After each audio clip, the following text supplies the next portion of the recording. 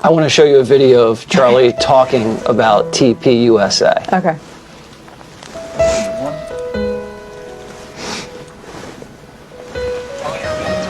Something that is much bigger than yourself. So check your ego at the door. Oh, he looks so good. Sorry guys, just give me a second. It's the longest video I've watched of him. Just give me a second. Charlie was on a mission to save Western civilization. Mm-hmm. Did you know that's what you signed up for? You know, well, no, I didn't sign up for anything. I just married the love of my life. Do you feel safe? What are they going to threaten me with? Going to heaven sooner to be with my husband?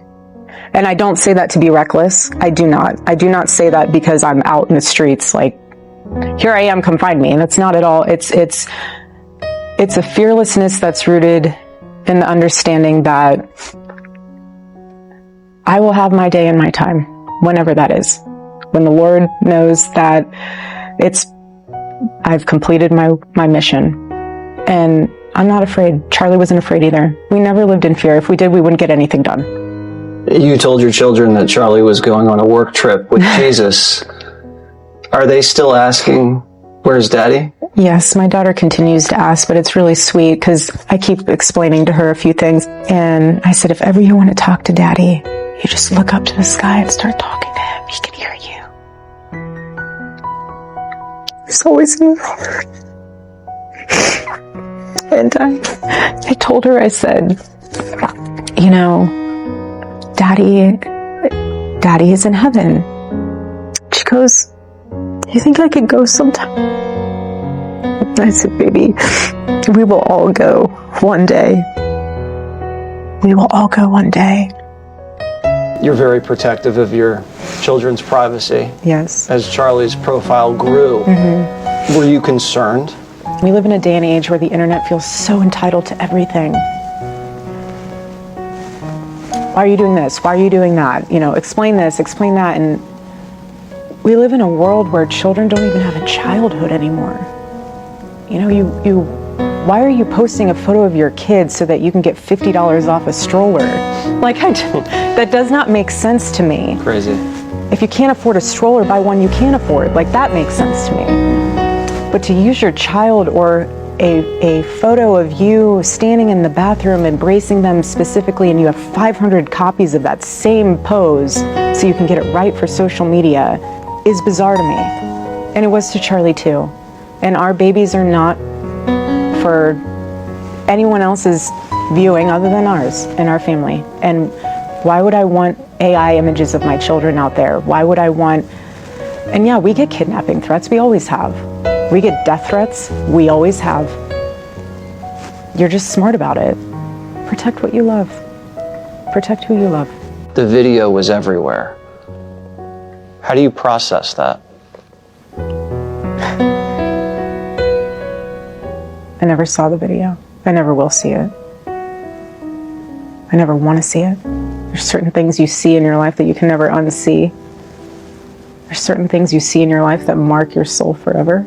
I don't want my husband's public assassination to be something I ever see.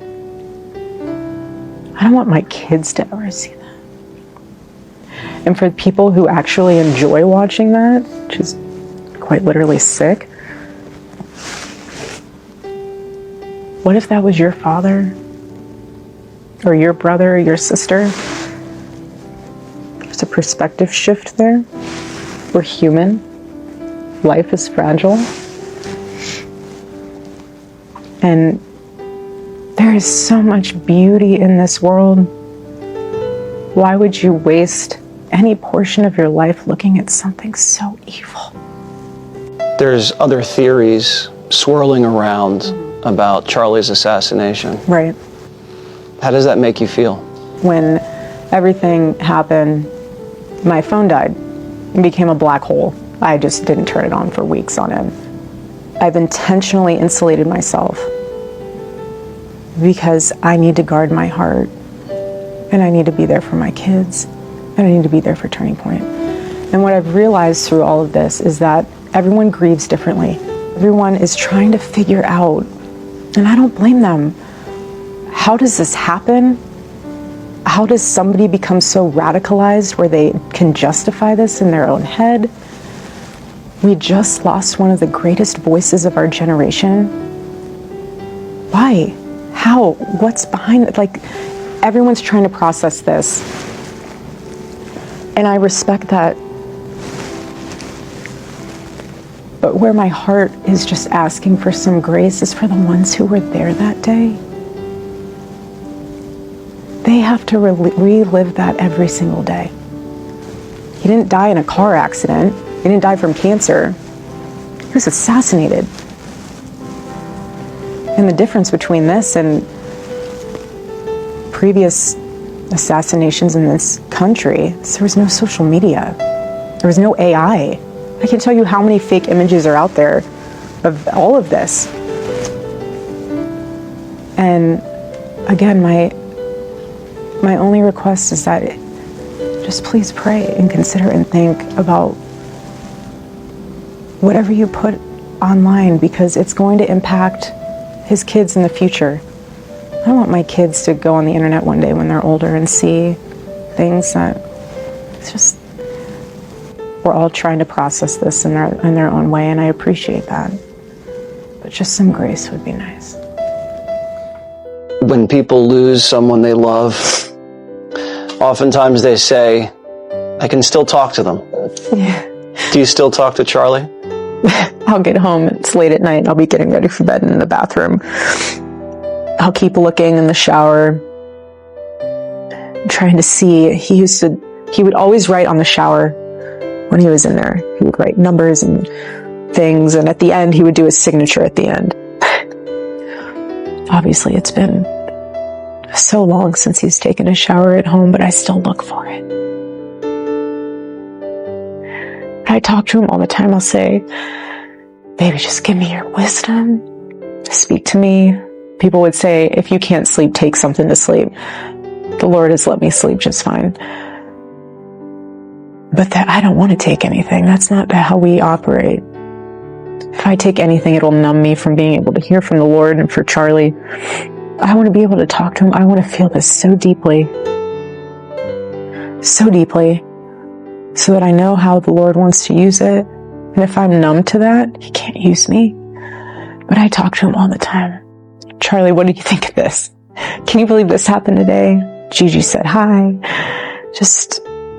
And I realize that's healing. You don't ever want to stop talking about the people that you love, even though they're in heaven, especially to your babies, because that means that they're still there.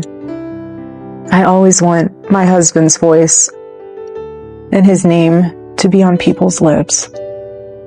What's the hardest part of your day? The nights are the hardest. Being in a bed by yourself. Rolling over, trying to goodnight kiss that's not there.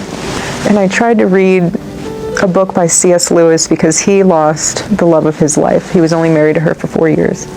In the opening pages, he talked about how angry he was with God. And I've never felt that. Never have I questioned, why, Lord, are you putting me through this? And I know he uses everything, even what the enemy meant for evil.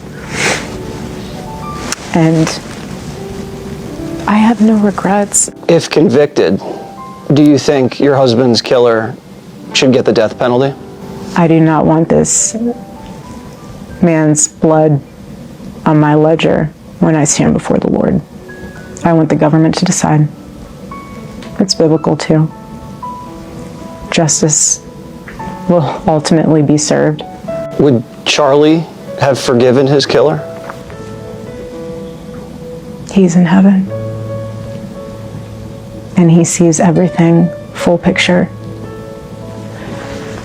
And I truly believe that if the Lord, which this does not happen, but if the Lord gave him an option to return back to earth, and if the Lord said, this is what your death is going to be the catalyst for,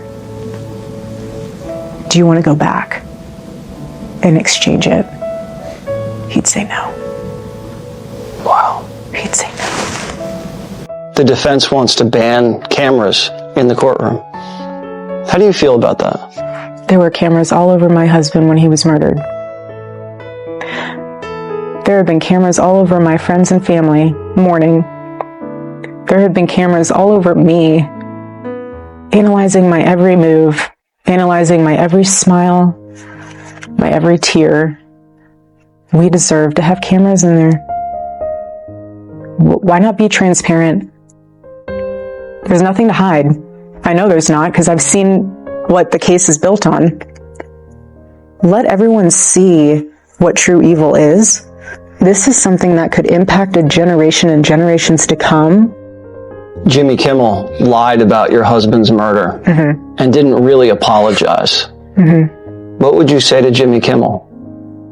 Same thing I told Sinclair. They asked. I haven't really told anybody this, so they asked, do you want Jimmy to give you an apology? Do you want to be on his show? How can we make it right? Through our team, I responded. I said, tell them thank you, we received their note. This is not our issue, not our mess.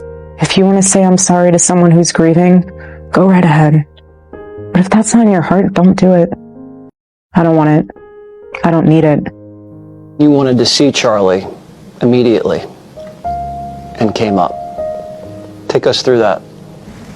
When we walked into that room, he had this smirk on his face. That smirk to me is that look of, you thought you could stop what I've built. You thought that you could end this vision, this movement, this revival. You thought you could do that by murdering me.